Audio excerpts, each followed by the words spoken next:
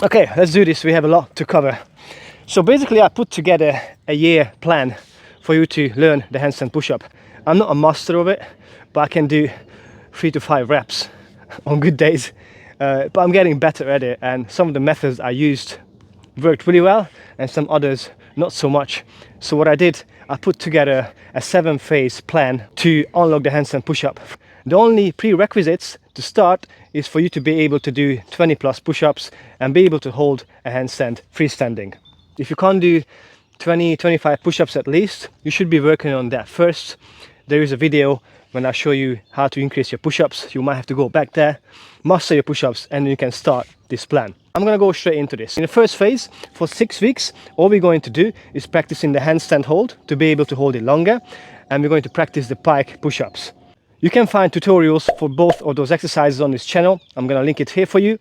But if you can do pike push-ups like this, all the way to the floor, comfortably, for at least 10 repetitions, and you can hold the handstand for a good 10 seconds, then you're definitely ready to go for the second phase. Hello. In the second phase, we're going to add another exercise to our program, and it's going to be a concentric, which is a pressing up portion of an exercise, an eccentric, which is the lowering phase, and an isometric hold, which is a hold. For our isometric hold, we're going to be doing headstands. The headstand, I'm going to be using this hoodie, but make sure you do it on some softer surface, or you can use some mats underneath your head. I don't have a mat with me, so I'm just going to use my hoodie. I did a video of how to do the headstand as well. Make sure you check that out too. A fucking bumblebee. Anyway, so the headstand is going to be one of the exercises. This is our isometric hold. You do a triangle with your hands, and you're going to be able to hold this position for time. It is really important, and I think it's a really underrated exercise, the headstand, because basically what this exercise is, it's a bottom handstand push-up hold with an assistance being my hands. And it's a really good exercise for you to learn or to improve your balance, and also to build strength in the bottom portion of the handstand push-up. So that's going to be for your isometric hold. For your concentric, we're going to do an elevated pike push-ups. So now you should be able to do multiple reps of pike push-ups. To make it harder, we need to find a surface, like I have this here, elevate the legs, but the same principle, so the bum is coming high, imitating an upside down, sort of like a handstand position, and be able to do multiple reps of these all the way to the floor and push back up.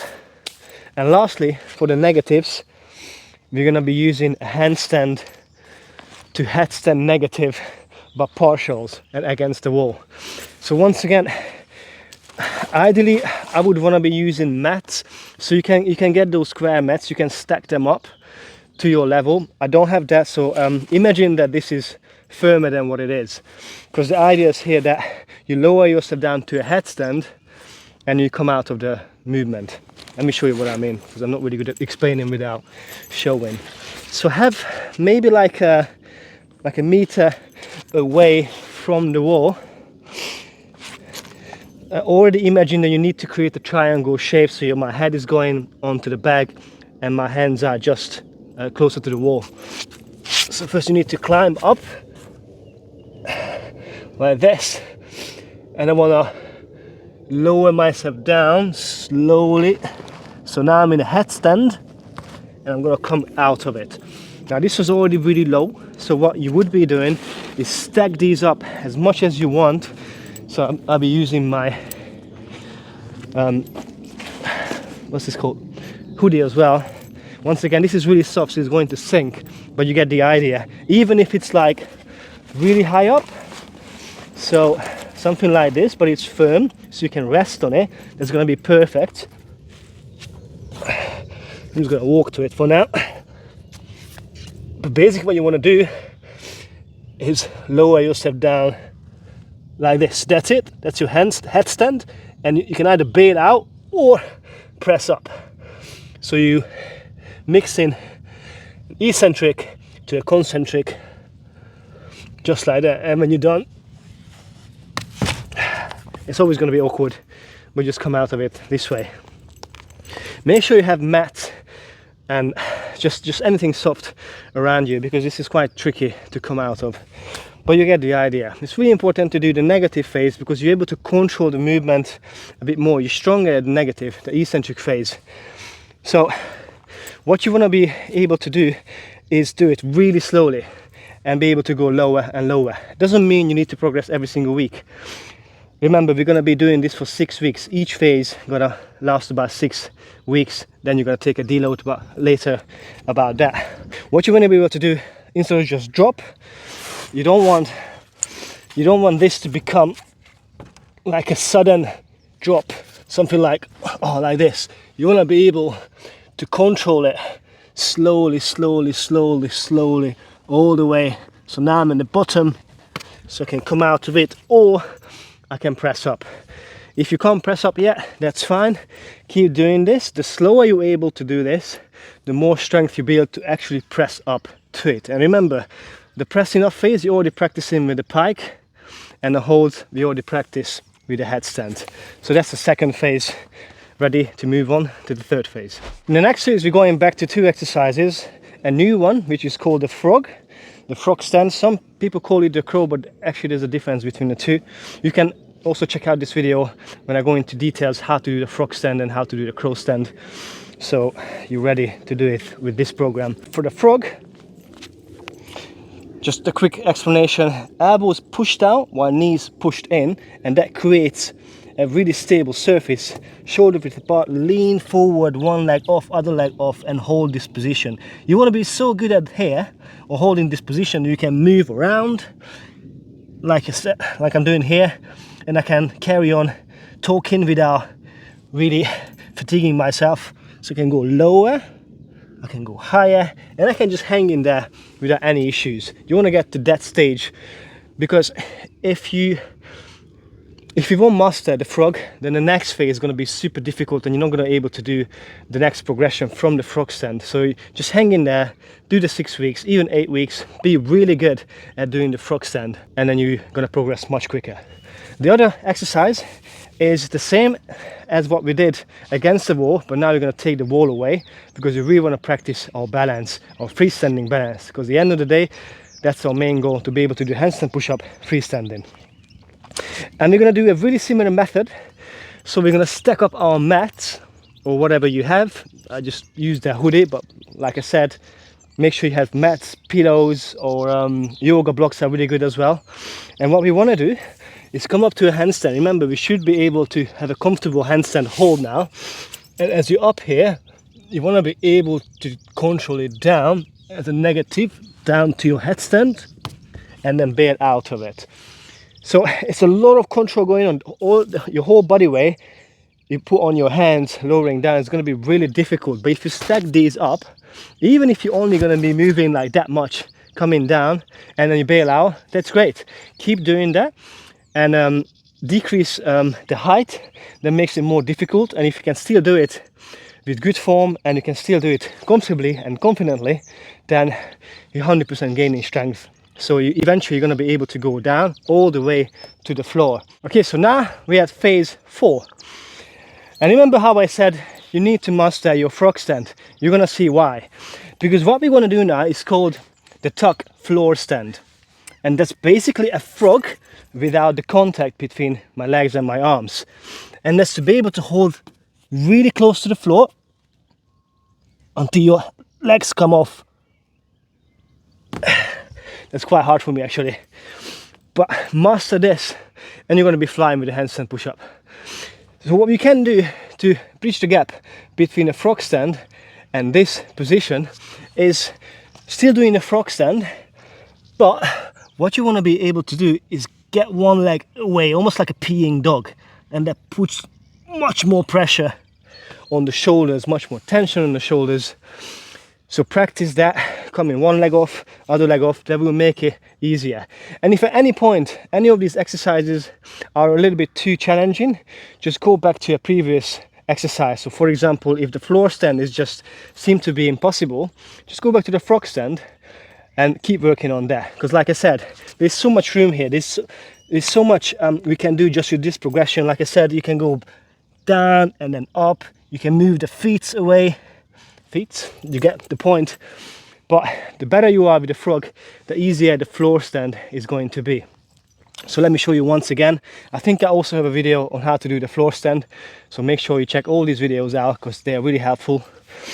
So the floor stand, so now my knees are not out, they're in, and you want to make sure that you stay as small as possible, because the more you start extending your legs, the harder this exercise will be. And we're gonna get to that, but not just yet, not in this phase.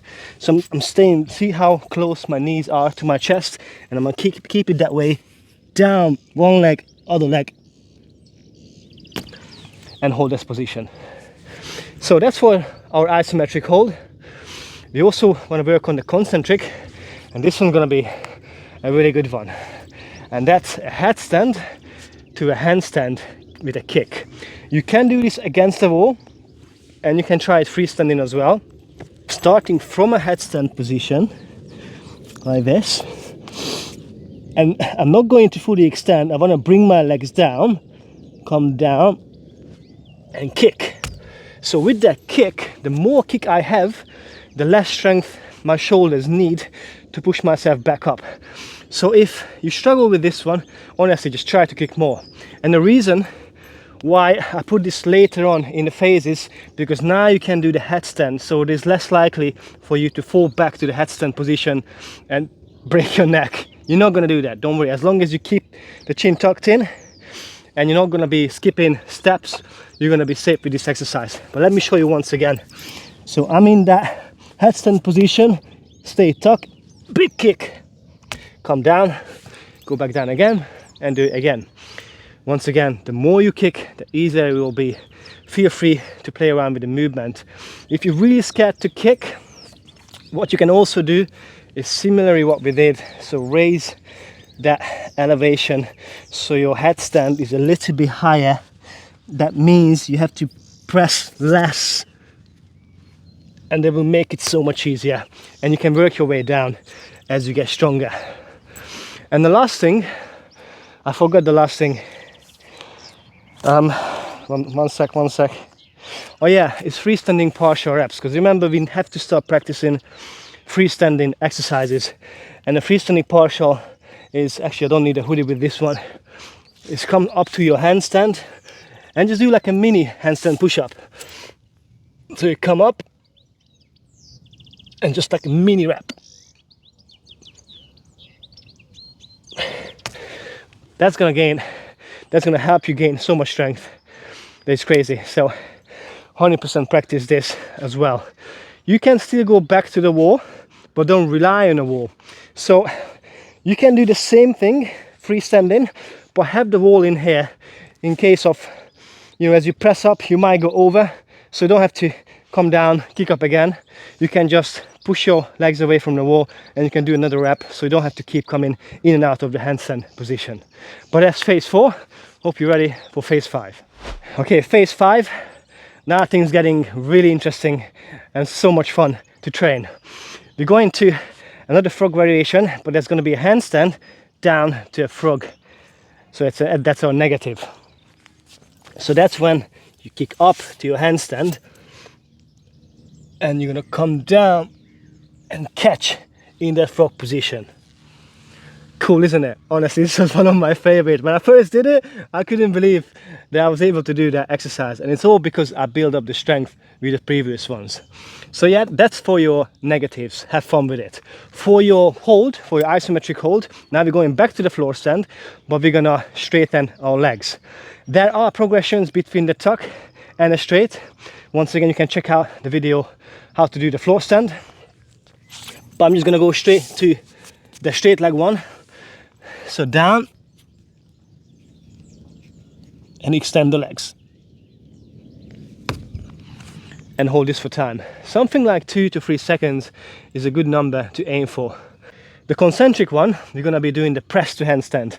Now things really start to feel like you're training for the press to handstand, even more so. And that's almost like doing a tuck floor stand, and a kick in headstand to handstand, because you do a kick and you also do the floor stand.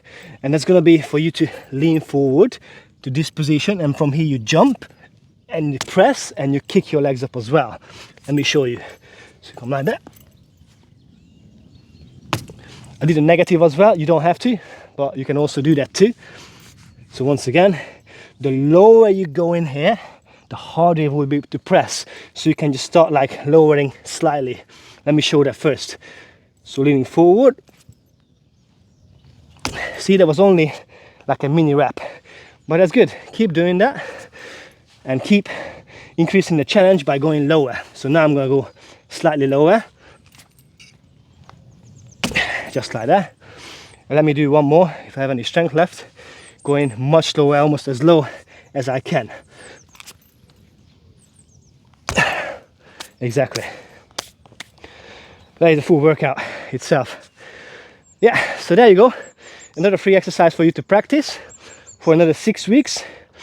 I'm gonna go into detail how many times, sets and reps at the end of the video, so definitely wait for that. But now you're ready for the phase 6. Okay, phase 6, we're gonna be doing a new exercise, which is the floating pike. I'm gonna show you both versions. I'm gonna show you the version I learned and how I progressed to, so you get an idea of how to actually get to the exercise. And it stems off a pike push-up. The floating pike is when you come so forward and so down that your legs just come off the ground.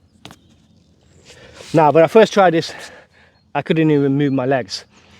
So what I started doing is doing little hops, and those hops actually helped so much. So to do the hops, you kind of like go down and you start feeling like, oh, this is really hard. So you do a little hop like this and then press. Lean and press. So that's the hopping floating pike. Keep doing this. You can even use a band. I don't have a band here, but I can put a video here to show you how it looks like. Keep working on this until you can do a full pike hold without the hop. And the second exercise that we're going to do for this one is doing the handstand and lower down to a floor stand with straight legs. And that's quite a difficult one. Once again, you can use a mat just to protect yourself, but you should be able to do this because you mastered the floor stand and you mastered the handstand negatives too. It's really similar to a handstand to a headstand. The difference is that you're going to stop a couple inches off the floor. And the way it looks like, hope I can do this now, I feel quite fatigued. Up to your handstand, and you're going to slowly come down until you reach the bottom and hold it here. I kind of lost it. Either you want to be able to hold this a little bit longer, but even if you just do a few or like a second or two at the bottom, that's an amazing result to get. So yeah, now you're ready for the last phase, phase 7, to unlock the handstand push-up.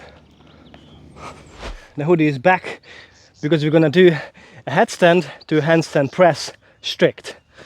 Now, this phase 6 and phase 7, they're both really hard phases. So even if you can't do this one and you go back to phase 6, you probably have the huge potential to unlock the handstand push-up without doing this exercise. But I just wanted to include it too because I think it's really useful and it's a lot of fun once again. So that's for my headstand, just to have something soft underneath. And we're gonna press up to a handstand without the kick. So as you guys remember, we did it with a kick, less and less kick. Eventually you're gonna be able to do this strict. You can use a wall behind you in case of pressing up and losing balance, so you can just kick yourself back down. I don't have a wall, so I just try to do it strict. So up to my headstand and then press up. And I lost the balance on my legs. But that's the headstand to a handstand press. If this is really difficult, just do less kick than what you did in previous phases, so you sort of bridge the gap in between. And the last exercise I have for you is my personal favorite, and that's the floating pike press. Once again, it stems off the floating pike, but now we're gonna use that momentum to press up. And it starts really similarly, coming down until you press up to your handstand. I think the bumblebee is back. God, I hate these bugs. But anyway, guys, so that's phase 2. That's phase 7. Headstand to handstand and floating pike press. And obviously you can always go back to the previous phases as well. Some days you might not feel as strong, so you might have to practice phase 6 or phase 5, even phase 4, because overall what you're trying to achieve is just to get good at upside down pressing movements. You don't have to do the hardest exercise to get better, and that was one of my mistakes. When I unlocked a new skill or like a new exercise like one of these, I kept pushing on those. Even though I could only do 1 rep, I kept pushing on that one exercise, and that got me really fatigued, and it took me so much more time. Instead of going back to a previous progression, progress on that until that progression becomes easy and then move on to the harder variation. I could have saved a lot of time. So how do we program all this? Let's get into that. So we have 7 phases. And if we spend about 6 weeks to each phase, after 6 weeks we do a 1 week deload when you don't train these exercises, just to give your body a rest. Then it should take you about a year to unlock the handstand push-up. It might sound like a lot, but come on, it's a year. Like if next year at this time you can do handstand push-up, would it not worth it? Even if it takes a couple months longer, I think it's a beautiful journey to do. That's my favorite exercise to do, my favorite skill to do, and I can only recommend doing this journey and unlock the handstand push-up. So yeah, how do we program this? Each phases last for 6 weeks, followed by a week off. If you feel like you haven't mastered that phase, you do that for another 4 weeks. So that's why you might go over the year. Each exercises, you want to do it until it becomes easy. Not just until you can do an extra rep, but until it becomes easy, until you can pretty much do this anytime, any day. Okay, how many times and for how long do we do this? Frequency is going to be more important than doing it, 2 hours one day. You have 2 or 3 exercises in each phase. Do 1 exercise one day, let's say it's a Monday, wait a day, Wednesday do your other exercise, and on the Friday do your 3rd exercise. And you do this for 6 weeks. Only do 3 or 4 sets and never go to failure. Usually what people tell us to do is to go to failure, to feel the pump. If you don't do that, you don't train hard enough. But these are skills. Skills, something that we need to practice. It's like learning how to play basketball. You're not just gonna go all out one day. You wanna come back to it and do it every day with quality. That means you're not breaking form. You wanna do this with perfect form every single time. So these are 3 workouts for now.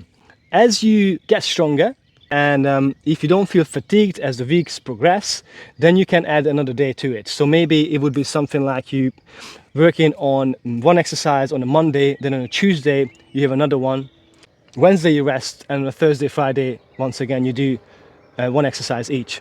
You want to leave the session that you don't feel absolutely destroyed. If you train for other things, like this is all pushing, so I would recommend to do some sort of pulling exercises like pull-ups or rows on separate days or after this routine. So if you work on your handstand push-ups, then after that you can do some pulling movements or some legs or go running or whatever you like doing. But if you do other pushing exercises, like let's say you like the bench press or you like to do multiple reps of push-ups, that can fatigue you. So then when you come back to your handstand push-up training, you might be fatigued, and then you're going to lose quality and you're not going to be able to do as many. So if you really want to mix it, then I would recommend do it maybe on a Friday, so then you're going to rest for 2 days. So when you come back Monday, you're more likely to be recovered to do your handstand push-ups. Or what you can also do is maybe you want to do it on multiple days, which I wouldn't recommend. But let's say you want to hit bench or do side raises or something that you enjoy doing. So that's maybe 2 extra sessions. Do one after one of your handstand sessions, maybe on a Wednesday. So do after a Wednesday. You might be fatigued on Friday. You gotta see. But if you don't push it so hard, you might be able to still do the handstand push-ups on Friday and then do like a bench session or whatever you like doing. But then you have to be careful with this one. So like, let's say you want to do 4 sets of bench and you want to do 3 sets of dips, just an example. Do your 4 sets of bench on a Wednesday and do your dips on a Friday instead of doing it one day when you get really fatigued. Or if you want to do it one day, then do it on a Friday after your handstand push-ups, so then you can recover for the Monday. So yeah, I think that's it, guys. Hope it makes sense. If I missed anything or something wasn't clear, just leave a comment below so I can answer your question. Hope you enjoyed the video. Let me know if you liked it. Right, see you later. I gotta do one just to see if I still got it. I might be a bit fatigued from these exercises, but let's see.